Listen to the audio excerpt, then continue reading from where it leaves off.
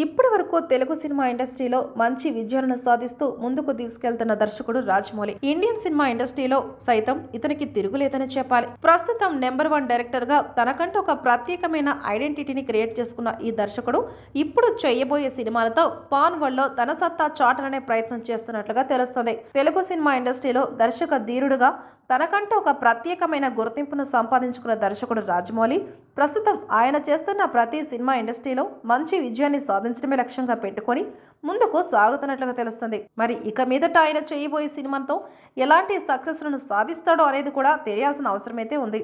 ఇక ఇప్పటి వరకు ఆయన చేసిన సినిమాలన్నీ ఒక ఎత్తు అయితే ఇక మీదట ఆయన చేయబోతున్న సినిమాలు మరొక ఎత్తుగా మారనున్నాయి. ఇక ఈ సినిమాతో పాన్ వరల్డ్లోకి తెలుగు సినిమాను తీసుకెళ్లే ప్రయత్నం అయితే చేస్తున్నాడు.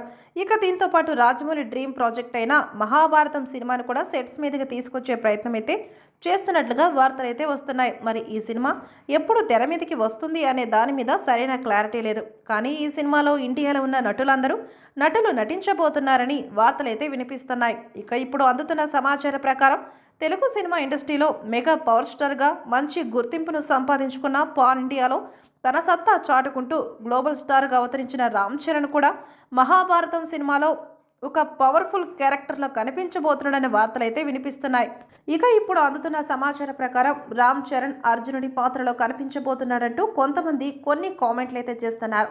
కానీ రాజమౌళి నుంచి స్పష్టమైన సమాచారం అయితే రాలేదు. కానీ RRR సినిమాలో క్లైమాక్స్లో రామ్ చరణ్ అదిరిపోయే ఫైట్ సీన్ చేస్తూ ఉంటాడు. దాన్ని చూసిన ప్రతి ఒక్కరూ రామ్ చరణ్ రాముడిగా సెట్ అయ్యాడు అంటుంటే మరికొంతమంది మాత్రం అర్జునుడిగా తన సత్తా చాటుకున్నాడంటూ వాళ్ళ అభిప్రాయాలను తెలియజేశారు.